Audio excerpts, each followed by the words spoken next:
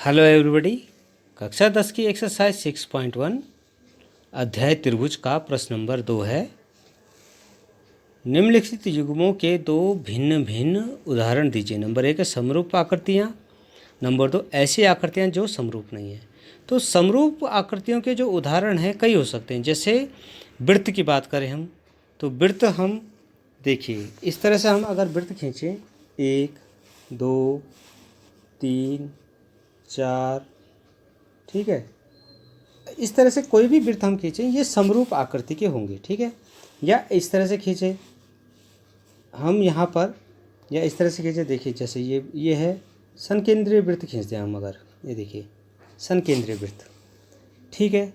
तो संकेंद्रीय वृत्त भी जो हो जाएंगे वो क्या होंगे, वो समरूप होंगे। देखिए संकेंद्रीय वृत्त हैं, ये क्या हो जाएंगे, समरूप हो जाएंगे। संकेंद्रीय कैसे कहेंगे, जिनका केंद्र एक ही होगा, ठीक है। जैसे कि ये है, इन सबका केंद्र एक ही है, तो ये संकेंद्रीय वृत्त हैं और ये समरूप आकृति में आते हैं। तो एक तो उदाहरण हो गया आपका संकेंद्रीय वृत्त या अलग अलग त्रिज्या वाले वृत्त।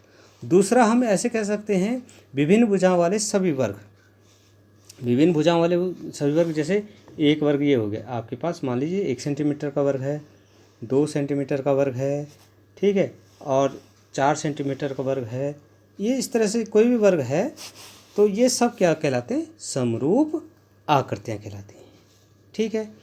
अब आते हैं प्रश्न नंबर 3 में। बताइए, प्रश्न नंबर 2 का दूसरा, ऐसी आकृतियाँ जो समरूप नहीं है। तो ऐसी आकृतियाँ जो समरूप नहीं है हम ऐसे बना सकते हैं, एक वर्ग बना सकते हैं, ठीक है। एक हम वर्ग ले लेते हैं और एक आयत ले लेते हैं। देखिए ये समरूप नहीं है, आप देख रहे हैं ये दोनों आकृतियाँ क्या है, समरूप नहीं है, ठीक है। ऐसा भी हम ले सकते हैं कि आप एक वर्ग और एक समचतुर्भुज ले लें। एक आप वर्ग ले लें, ठीक है, और एक समचतुर्भुज ले लें, तो वो भी आपका क्या हो जाएगा, समरूप नहीं होगा, ठीक है। तो इस तरह से आप देखिए, जैसे ये वाला भी देखिए, ये वाली आकृति और ये आकृति देखिए, ये भी आपस में क्या है, समरूप नहीं है। एक वर्ग है, एक आपके पास समचतुर्भुज है, तो दोनों क्या हैं, ये आकृतियाँ क्या है, समरूप नहीं होंगी, ठीक है। अगला प्रश्न नंबर 3 है। बताइए कि निम्नलिखित चतुर्भुज समरूप हैं या नहीं। तो साफ दिखाई दे रहा है, इन दोनों में हम देख रहे हैं एक ये वाली आकृति है और ये वाली आकृति है। दोनों जो हैं चतुर्भुज हैं, लेकिन ये समरूप नहीं है। देखिए इनकी जो भुजाएं हैं वो एक अनुपात में तो हैं, लेकिन जो कोण हैं वो समान नहीं है।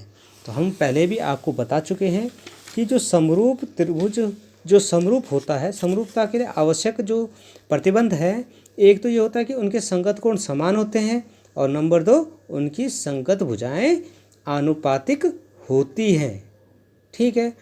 तो इसमें क्या हो रहा है, भुजाएं तो आनुपातिक हैं लेकिन उनके कोण समान नहीं है, इसलिए ये आकृति समरूप नहीं है। तो इसको हम जो लिख देंगे नो, ठीक है।